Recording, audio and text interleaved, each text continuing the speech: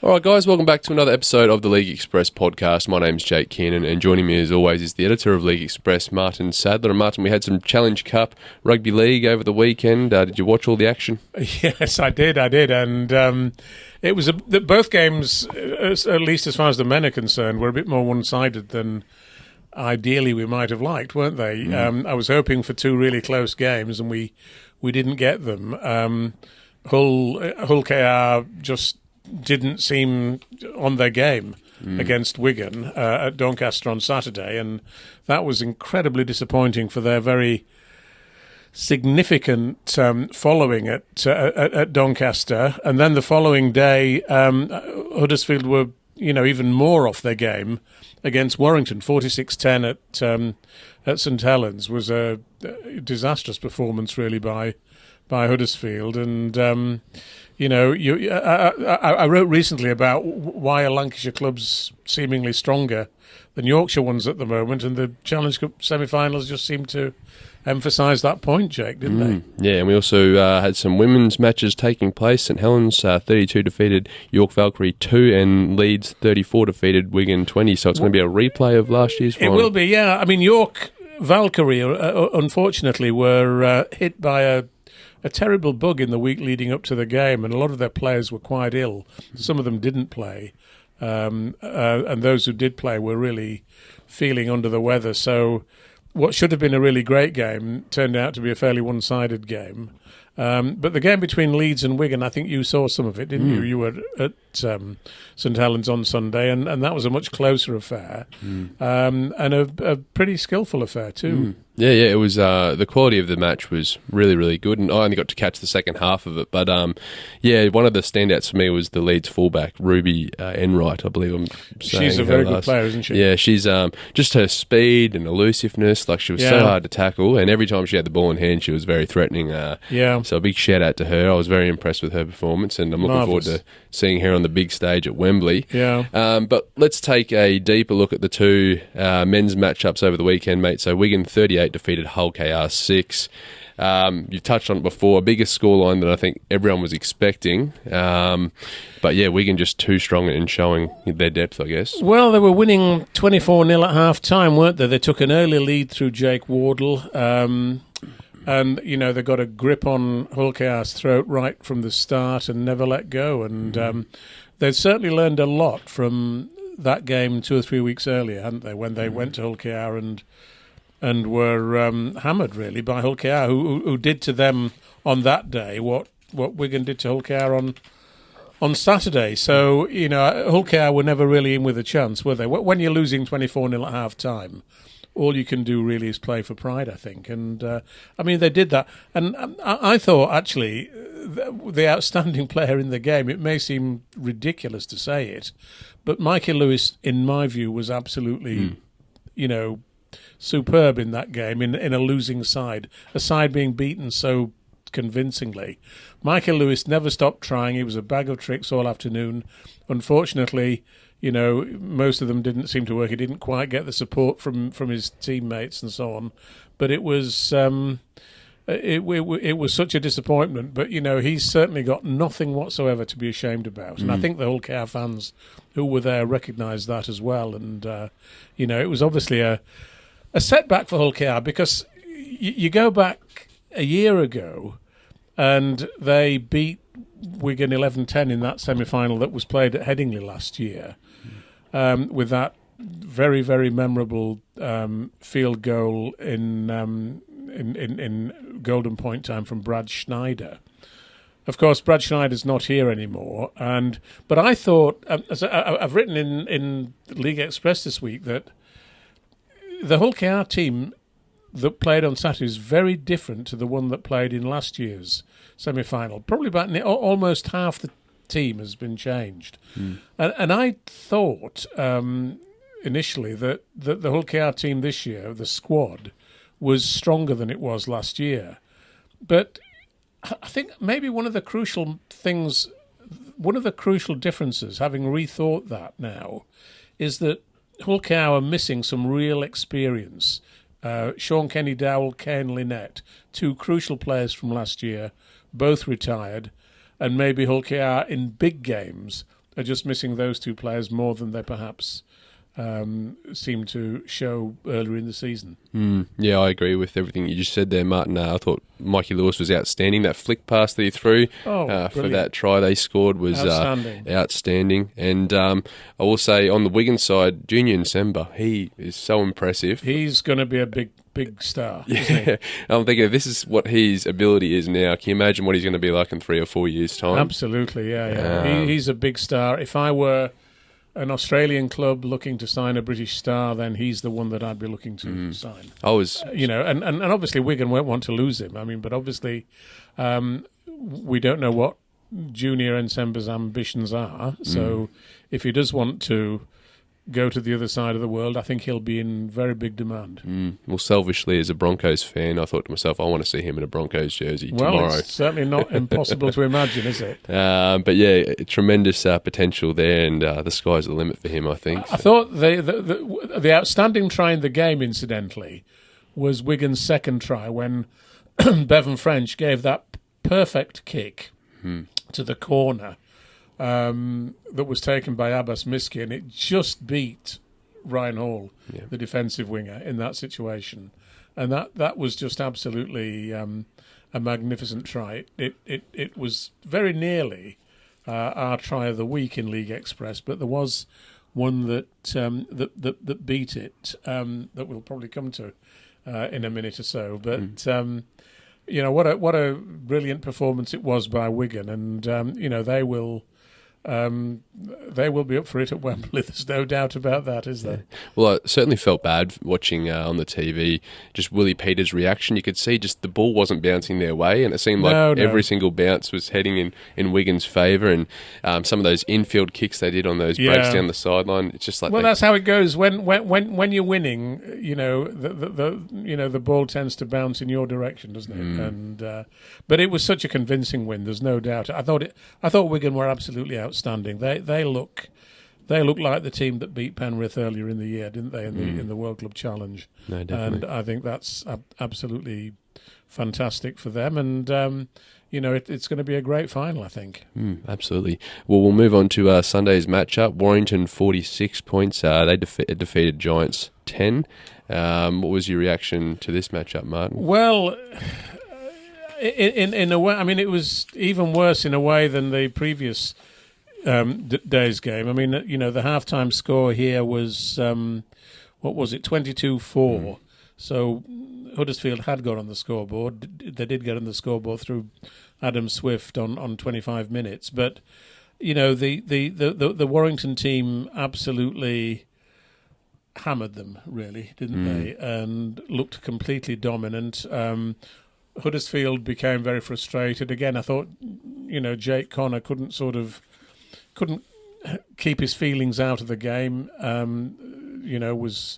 Was an angry young man, it seemed to me, just watching it. And I mean, you were there, Jake. You did the report in League Express. So, what was your verdict on that game? Yeah, I was not surprised. Like I thought Warrington were going to win going into the matchup, but yeah, there were some elements that did surprise me. I was sort of surprised by how well Warrington's attack was flowing. I think George Williams, the way he's playing at the moment, you'd have to argue he's probably in some of his career best form. Oh, I think so, yes.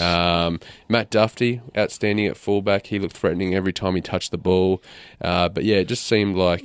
But one player who played well, and I was pleased to see him playing well, was Josh Drinkwater. And in fact, his try, the opening try of the game, was the one that we made the League Express try of the week. Yep. Because that was... I love tries that are sort of generated from inside a team's own half, where, you're deep in your own half, you're playing the ball, and you get it out to the wings and so on, and you create a brilliant try. And that's exactly what they did there. Josh Drinkwater was the guy who finished it off, but it was...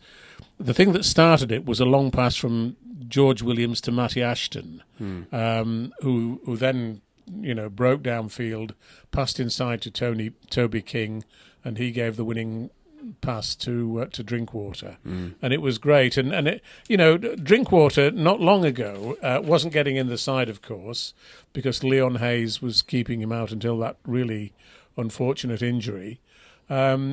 And there was a lot of talk about Josh Drinkwater perhaps being sent off somewhere else for the rest of the season. And obviously Sam Burgess must now be incredibly relieved that didn't happen, mustn't he? Well, can you imagine, what that would be like now without him in that team? It'd be on George Williams to steer him around, and his kicking game, his long kicking game, is also sensational. Like the amount of times he's gotten them out of trouble just by his big long kicks. Absolutely, But just on the Jake Connor incident, you could just see he was losing his cool a little bit towards the end of the match, and there's a few instances. He always does when it's not going his way. And after the match, Ian Watson made a very brief comment about it. He said he didn't want to talk about it in front of the media before he addressed Jake personally, but it seems like it's something they're going to have to sit down and have a chat. Well, he needs an anger management course, doesn't he? Of some sort. It just needs to be. I mean, he's such a talented guy, but he just needs to be able to control himself a bit more and keep his concentration on the game, not on having, expressing his own personal gripes. That's just not wise, is it, on the field? And, crikey, he's a great player potentially, but at the moment he's, all too likely to let his own team down. That's right. And before we sort of touched on Drinkwater not being able to crack that Warrington side when Leon Hayes was playing, another player at the moment who seems to be struggling to crack that 17 is Stefan Ratchford. He's been 18th man. I think he was 18th man on the weekend and the prior week as well. Obviously, they've got Roderick Ty playing in the centres at the moment. I'm just wondering whether he will get back into that side eventually. Well, I think Roderick Ty is not a bad player. I didn't know much about him really, but I think he's come very well into the Warrington side. And all I can say about Stefan as 18th man is what an 18th man he is. If you've got Stefan Ratchford as your 18th man, then my goodness, that's pretty good. It shows that you've got a strong 17. As far as I'm concerned. But I'd love to see Stefan play at Wembley because I think he's had such a wonderful career and deserves that honour. But, I mean, obviously, Sam will pick his strongest side for that game, whatever he thinks that strongest side is. So, there's no guarantee for Stefan or indeed for anybody else to play in that game. But it's going to be fabulous to see. I mean, obviously, looking at the Warrington side, they also had Connor Wrench not in the 17 as well, who's a really potentially very good centre too. So they are blessed with a lot of very good players in that position. So who knows who's going to get the nod for the Challenge Cup final? That's right, and I guess you could say minus Leon Hayes, they've been pretty lucky with injuries this far into the season.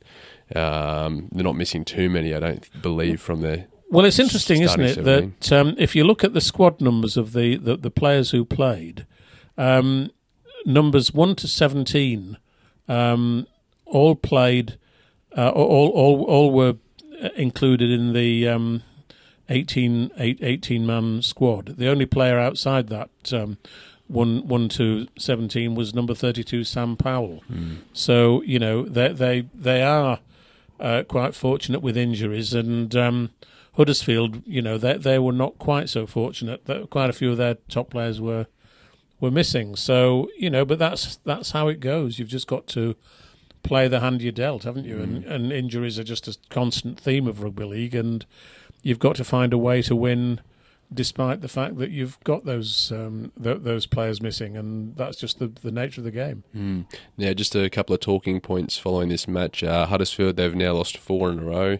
Is it concerning signs for? Well, obviously, it's concerning. Any defeat is concerning for a coach, and Huddersfield, they play Leigh at home this weekend, don't they? Which is a really big game for both sides because Leigh are trying to get back into the into the playoff picture, and that's on Friday night. I think that's going to be a really interesting game. Personally, we'll talk about the weekend's games a little later, but Huddersfield need to win one, but then so do Leigh. No, absolutely. Now, has Sam Burgess proved some of his early critics wrong with how he's performed with this Warrington side, getting them to Wembley? Well, I'm not sure he had too many early critics because it wasn't so much a criticism that people had; it was just a a doubt that he may not be experienced enough to take on the head coaching role at a major club. Well, as every week goes by,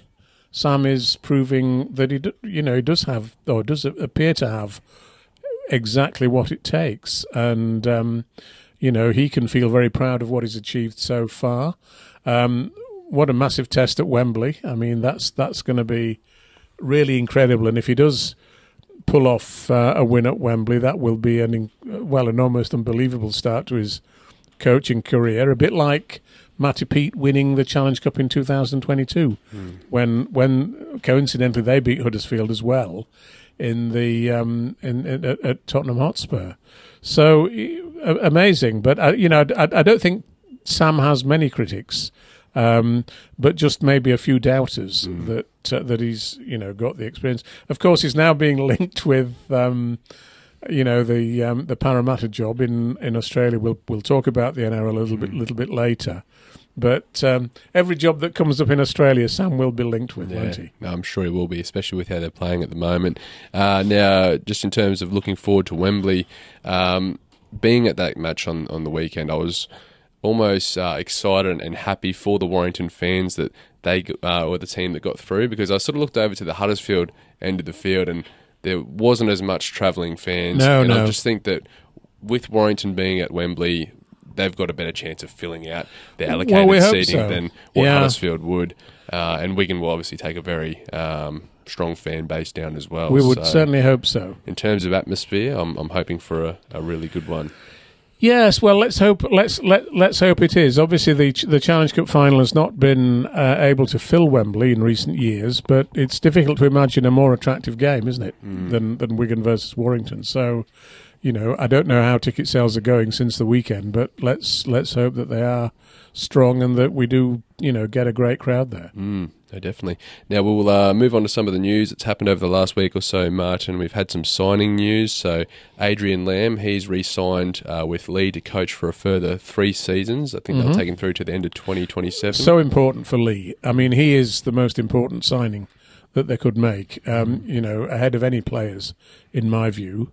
So it now remains to be seen, which other players will sign for them. Obviously a few of, they're obviously losing John Asiata. They will probably lose Matt Moylan. They may well lose Tom Amone, who I think is probably their outstanding player in terms of what he brings in the middle of the field. And Lachlan Lam, I'm not quite sure what his long-term future is, but I'd be amazed if he didn't want to have a stint in the NRL. So, they've got a bit of rebuilding to do at Leigh, but when they've got a coach there for 3 years, they've got the stability in place to be able to attract some very good players, I think, and hopefully they will. Yeah, absolutely. And there's also been some reports coming out today. I think it was a Courier Mail report that's linked John Cartwright, the current Brisbane Broncos assistant coach and former Gold Coast Titans head coach, with Hull FC. Now, apparently the deal has been done. Nothing official yet from Hull FC. What's your reaction to this news? Well, it's interesting because I didn't know that much about John Cartwright's coaching record, but having just checked it out, he was the inaugural Gold Coast Titans coach from 2007, and he coached them until 2014. And in that time, he had a 46% success record, which is, far better than what the Titans have had since he left. And he also took them to the finals in 2009 and 2010, and actually got the Titans to the preliminary final in 2010, one step away from the grand final. And I must admit, I'd forgotten that, given the intervening years. So that looks an impressive record to me, and he's worked at several other clubs in a coaching capacity. He did play for Penrith Panthers, of course, for 11 years. So, a hell of a playing record too. And he's currently with the Brisbane Broncos as an assistant coach there. So, his CV looks very, very good to me. And, when somebody mentioned his name to me, you always sort of think, well, why him? But when you actually look at his record, then you get the answer. He's obviously clearly a very good coach. I mean, the only negative from his point of view is that he hasn't coached in Britain, so doesn't have the understanding of the British game that he'll need. But I'm sure he's smart enough to be able to put that right, pretty quickly, really. Yeah. So I think that's a very smart move by Hull on the face of it, and Richie Myler has obviously had an important role in making that decision, and I think that looks to me like a good decision, certainly on the face of it. Yeah, it'd be interesting to see how he goes, and it's always hard when you see a team have success to know how much of a role the assistant coaches are playing behind the scenes, and there's no denying they play a massive role. They run a lot of the training drills while the head coach is overseeing the rest of it. I'd have thought so, and I would imagine Richie Myler presumably would have spoken to Kevin Walters. I mean, obviously Kevin has Cartwright as one of his assistants, Leigh Briers as one of his other assistants. You saw Leigh Briers sitting just behind Kevin Walters at the Magic weekend just gone. And apparently Leigh didn't want to come back to England at this stage of his career. But John Cartwright, who's had a much longer coaching career, clearly is happy to do that and take on a head coaching role again. Incidentally, interesting. All coaches get sacked, don't they? At the eventually. But in 2014, when he left the Titans, he actually didn't get sacked. He actually announced a few weeks before the end of the season that he was going to leave them, and coached one more game before Neil Henry then took over for the rest of the season. So technically, as far as I'm aware, he's never been sacked as a coach. People might check that and find that he has been sacked as an assistant coach, but I'm pretty sure he hasn't. So he's again, he's got a very good record. No, I'm very, very excited to see how he goes. And as we said before, nothing has officially been announced, but Courier Mail, usually they get some pretty good mail. The reporters. I'm sure it will be. So yeah, we'll keep an eye out for that in the coming days. Now on player signings, Tommy Makinson.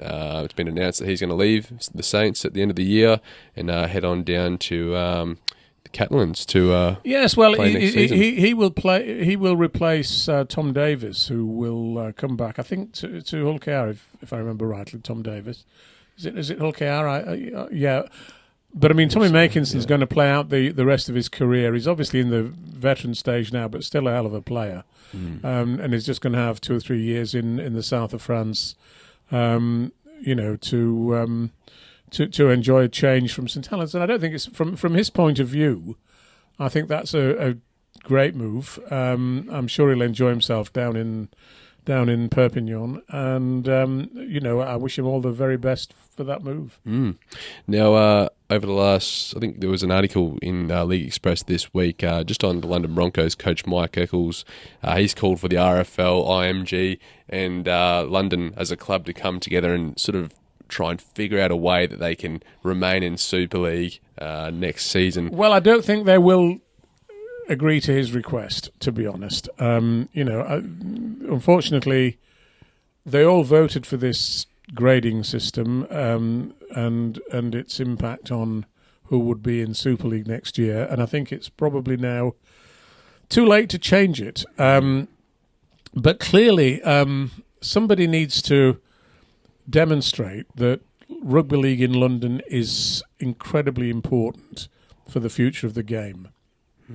I mean, the Broncos, moving to Wimbledon as they have done, I think it's a superb little stadium, a superb venue for them in London, and it's such a shame that I think they're playing with such a lot of spirit, and it's just such a shame that that they've known right from the start that they were going to be relegated no matter what, and that's just tragic in my view. And it's almost like they're everyone's second favourite team at the moment. I think they are at the moment.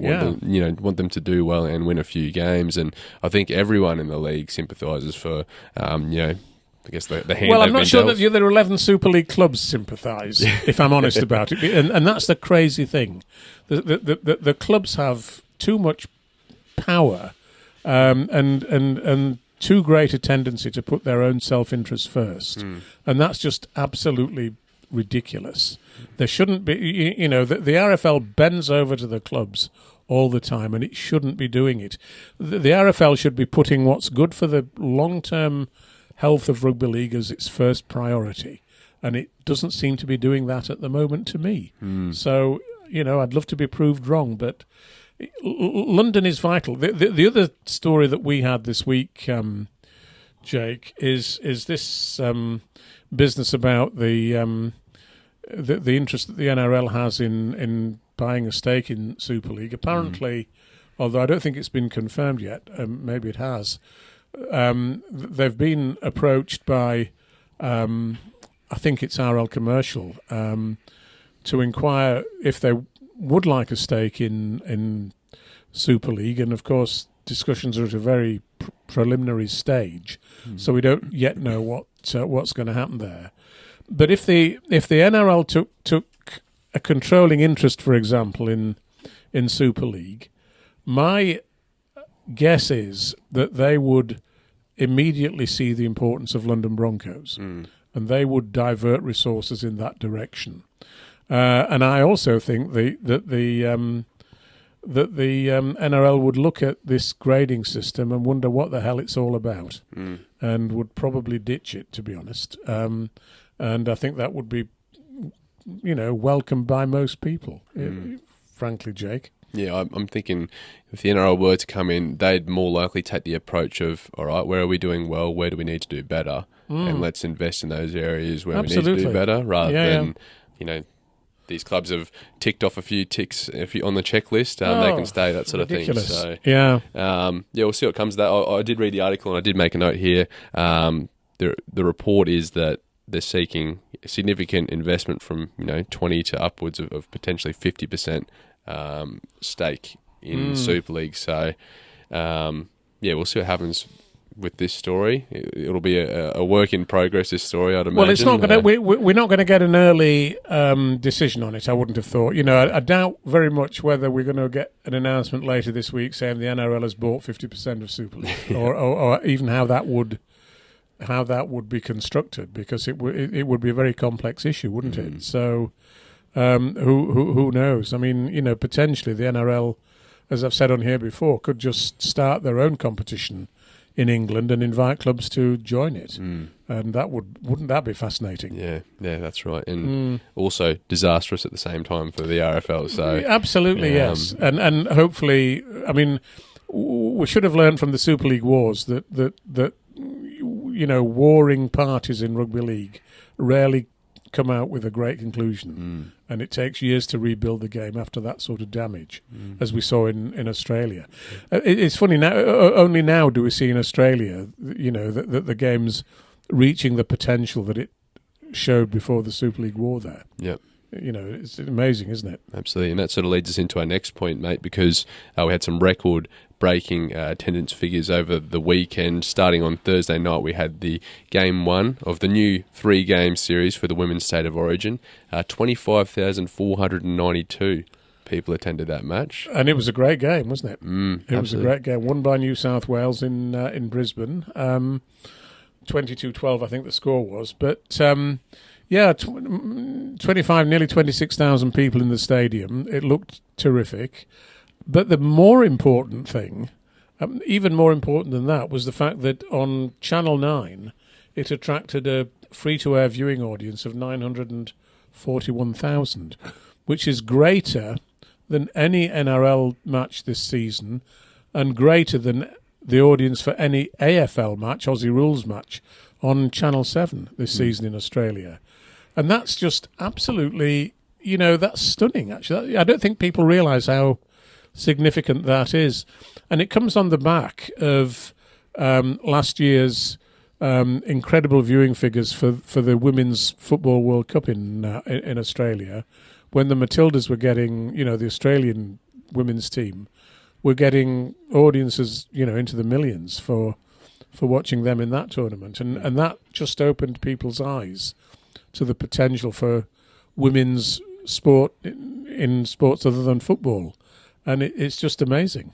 That's right, and the product at the moment is outstanding, and that's why I think people are starting to show up, and they're investing their spare time into watching these matches. And it's also happening in the WNBA at the moment over in America. There's been a new player entered the league. She was the number 1 draft pick. Her name's Caitlin Clark, and she's really good at shooting the basketball. She's always pulling up from well behind the 3-point line and shooting the ball. And they've seen a huge uptick in crowd attendances. Some of the scheduling of the games have had to move to bigger stadiums to accommodate people who want to watch her play. So, the NRL is not the only women's sport at the moment that is thriving. No, it's happening all over, in multiple sports. There's no doubt about it. Yeah, so fingers crossed we can keep building and obviously keep building over here as well. What we need, though, in the Women's Super League here, we've got 8 teams, but at the moment, some of them are just not at the same level as the leading teams, and we need them all to get up there, don't we? We had a 100-point scoreline a week ago. Huddersfield, I think, was it St Helens they lost to. Well, that's disappointing, and if we can get 8 teams that are reasonably equally matched. At the moment, we've got 4 teams. Well, 5 teams now, if you include Wigan. We've got St Helens, Wigan, York, Leeds, and who's the other one? But we've got we've got 5 teams, and we need 8. And if we can get to that will be marvellous. Yeah, definitely. And I also liked that doubleheader that I was at the weekend. I think if we can start playing some of these matches before the men's on the weekend. I know some people are for and against that idea, but if you can get more eyeballs on the match and people can see it's actually a good standard, it's only going to make the game more popular. Well, the Women's Challenge Cup final will be shown, won't it, on the BBC? I think I'm not sure whether it's going to be on free to air or on iPlayer, but it will be visible as it was last year. And just on the theme of crowd attendances, there was 149,196 fans that attended Magic Weekend this past weekend, which is, I believe, a record since they've started having these Magic Weekends. Oh, yeah, and wasn't it fabulous? I mean, every day was sold out in terms of tickets. I mean, not quite everybody who bought a ticket turned up, and they quoted the attendance figures. But, I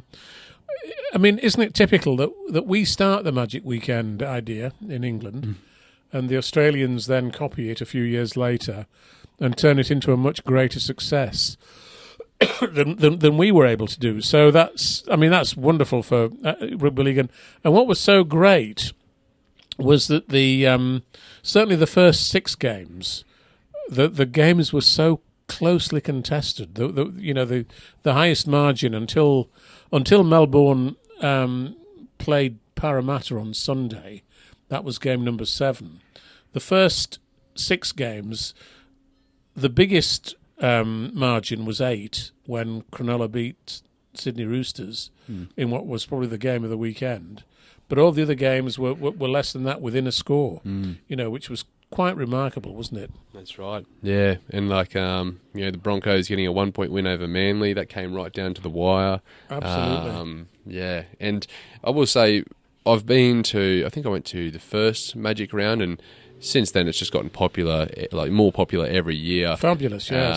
And it is something that all the content creators around the NRL in Australia, they all travel up for it. They hold events at pubs, outside of Suncorp Stadium. And I believe they've also renewed for a further 3 years that they're going to keep having Magic Round at Suncorp Stadium. Oh, they're yes. going to change the venue. It's not surprising, is it, really? Yeah, so if it ain't broke, don't fix it. No, I couldn't agree more. And it looks like, people will keep showing up at Suncorp. I mean, there has been talk of taking Magic Round to other places, Perth or even Auckland or Melbourne or wherever. But the fact is, the Magic Round in Brisbane is so strong now that you could actually set up a second Magic Weekend in the NRL and go to Perth or go to Auckland and make it just as big as the Magic Round that we've just seen. So you don't have to move the Magic Round from Brisbane. You can just add a second Magic Round to what's there already, and I think that'd be fantastic. I think the only people in the rugby league community in Australia that are against Magic Round would be the groundskeepers. I think they've got a tough job on their hands, but apart from that, I think everyone else wants it to keep happening and keep happening in Brisbane. So interesting to see if they can top that next year, but it's getting tough with some of those figures. Very much so, yes. But in other news, Wayne Bennett, it's official. He will be the head coach of the South Sydney Rabbitohs for the next 3 seasons, Amazing, I believe. isn't it? Now, there was a bit of concern because we obviously had the news that Brad Arthur got sacked by the Eels. Yes. So I think fans are worried that they might have a last-ditch effort at signing Wayne Bennett. But no, it's been made official the last day or so that he will be the coach of the South Sydney Rabbitohs again. Yes. Yeah. Well, they seem to be saying that Wayne will take on the Rabbitohs for 3 years and may then take on a new NRL club based in Papua New Guinea, by which time he'll be heading for 80, won't he? I mean, how long can he carry on? I don't know. You never know. Mind you, having said that, I noticed that the Rolling Stones performed in Las Vegas a week or two ago and filled the stadium, and Mick Jagger's the lead singer at the age of 80. Wow. So, what on earth, how on earth do they manage to do that? It's quite remarkable. So maybe, 80 is a new 50. Who knows? Yeah, I hope it is, because obviously I'm getting older as well. So, it'd be nice to think we can all carry on forever. But no, it's going to be an interesting time. South Sydney, you look at that league table and you see South Sydney at the bottom and Parramatta, in 14th place. The two of the potentially biggest clubs in the NRL are right near the bottom. It's a bit like Wigan and St Helens being at the bottom of Super League if they were, and it's almost unbelievable. But it shows what an absolutely incredible competition, the NRL is at the moment. And again, just going back to the Magic Weekend, one of the things that I love about it is that you get the chance to see all the teams playing there, and you get the chance to see some of the young talent that's coming through. Young Ethan Strange, for example, playing at standoff or 5/8, as you call it, for Canberra in that very first game, looks a potential real star in the making. And David Armstrong playing for Newcastle at full back, replacing Kaeling Ponga, who's out with injury, scoring 3 tries and looks a terrific player. There's just so much talent there, isn't there? And of course, we saw in the big game, we saw Nico Hines piloting Cronulla to that incredible victory over the Roosters and making a claim for the State of Origin shirt for New South Wales, which I'm sure he'll get picked for. Yeah, I hope so, because he's probably deserved his chance, especially playing in the halves of the Blues. I know that one game he played, they brought him on in the centres, and a lot of people blamed him for Queensland scoring that runaway try to secure the series. Yeah, in they that did. one. Yes, so, he got it in the neck on that one. Yeah, and then after that he got dropped. So, and really, it wasn't his fault. He should have been playing in the halves. But what I will say is, for the Sharks, over the last few seasons, they've often been accused of being flat-track bullies, only being able to beat the bottom sides and not being able to compete against the top. So it's great to see them get a good win over the Roosters there. Well, they're putting that idea to bed, aren't they, now? Yeah, that's right. And, the only problem they have is they don't have a big enough stadium. Yeah. I'm sure if they had a 20,000 stadium, they'd fill it at the moment, but obviously it's only just about 13,000, isn't it? Yeah, absolutely. And the Sharkies fans, they're a very loyal fan base. So I'm sure they'll go far this year in the finals. And who knows, they might achieve the same heights they did back in 2016, I think, when they last won the grand final. It was, yes. All right, Martin. Any other news you want to touch on before we look at this weekend's matchups? No, I think we've covered quite a bit of ground there, as far as I can see. Yeah. No, we'll move on to looking ahead to this weekend now. Awesome. Oh, just one thing though that's worth mentioning. The Challenge Cup final. We've talked a bit earlier about it. We need to fill it if we possibly can, and I don't think we will do that this year, not by a long way. But we were, fully enough, having a chat in the in the office a few days ago about what could be done to fill Wembley.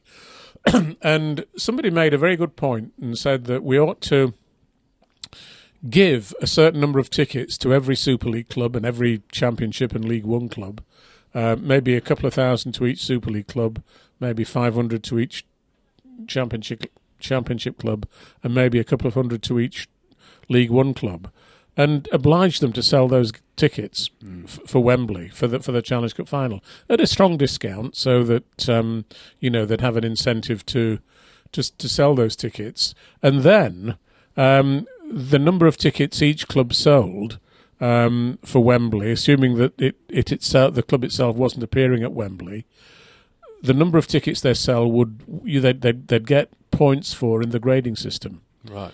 And that would be the best. But that would be the way to use the grading system to give a massive incentive to the clubs to cooperate on selling tickets for the Challenge Cup final. And my guess is, if you gave 2,000 tickets to every Super League club and said, if you sell them all, you'll get a point in your gradings. Yeah. My guess is they probably would nearly all sell them. Yeah. London would sell theirs, and then they'd be asking for more. Yeah, absolutely. Yeah. That's a good idea. I'm sure. We've got to start. I mean, if this grading system is going to mean anything, it's got to incorporate incentives for clubs to do the right thing, hasn't it? Really. Yeah, and that's the thing. Like, there is, so there's 6 different clubs that will be playing on that day. So. Between the 1895 Cup, the women's and the men's. So there's an opportunity there to attract 6 different fan bases, and then we just need the other clubs to sort of do some groundwork to offload some tickets too. So hopefully all those clubs can get down and support their teams. Well, that's what we'd like to see, isn't it? But in some somewhat related but unrelated news, Martyn, you and I, we've celebrated a little bit of a milestone ourselves over the last week or so. We've 25,000 downloads. Yeah, that's right. And that's across Spotify, Apple, Google Podcasts. So that doesn't account for the YouTube viewers, but it's nice to see people listening in. And it's good to know that you've got 25,000 relatives in Australia, Jake. I don't know about that, mate. But yes, no, it's great. It's marvellous, isn't it? Yeah, we're very happy with that. Yeah. So onwards and upwards, as they say. And we thank all our listeners for tuning in every week. And we are heading inexorably to 1,000 subscribers on YouTube. We're up to nearly 950 now, I think. Yeah. So we're going in that direction. And don't forget to click on subscribe if you are watching right now. Absolutely. So you can be notified. But let's jump into this weekend's matchups, Martyn. So on Friday we have Castleford taking on Hull FC. Who do you have in this one? Well, you'd have to go for Castleford, the way things are going at the moment for Hull. But who knows? I mean, I doubt very much whether John Cartwright will be here, assuming that he is appointed at Hull for this Friday's game. He'll have a lot of packing to do and sorting out, but I really can't see Hull winning this game, even though I hope they play well. Castleford had a horrible game a week or so ago against St Helens, but Hull won't provide the same challenge that St Helens did. So I think this will be another game for Castleford that gets them a little bit higher. I was going to say gets them a bit further away from the relegation zone, but that's not really relevant these days, is it? So no, I think they'll be too strong for Hull. Probably win by about 12 points. Yeah. And the next matchup we have Huddersfield taking on Leigh. Well, I think Leigh will win this game. Huddersfield seem to play I mean, it's weird for Huddersfield. They play better away than they do at home. And I think there'll be a lot of Leigh fans at Huddersfield on Friday night, egging them on, wanting them to win this game. And I think they'll do it. I think they'll win by probably a margin of about 6 points. Very close, but I think they'll do it because they need the points. And if they can win this game, they'll only be 1 point behind Huddersfield in Super League. So very crucial, this matchup. Then we move on to St Helens taking on Leeds. Hard to imagine anything other than a convincing St Helens win. I don't know what Leeds' injury situation is now after having had the week off. That might mean some of their injured players come back again, although they've announced, for example, that Morgan Gannon won't play again this season with his concussion problems, which is a very, very sad thing to hear. And our good wishes go to Morgan, and we hope that he makes a full recovery eventually. But St Helens to win convincingly by probably about 24 points, I think. Yep. Moving on to Saturday's matchup, we have Catalans taking on Warrington. Well, this is a repeat of the opening day fixture when Catalans won by 2 points.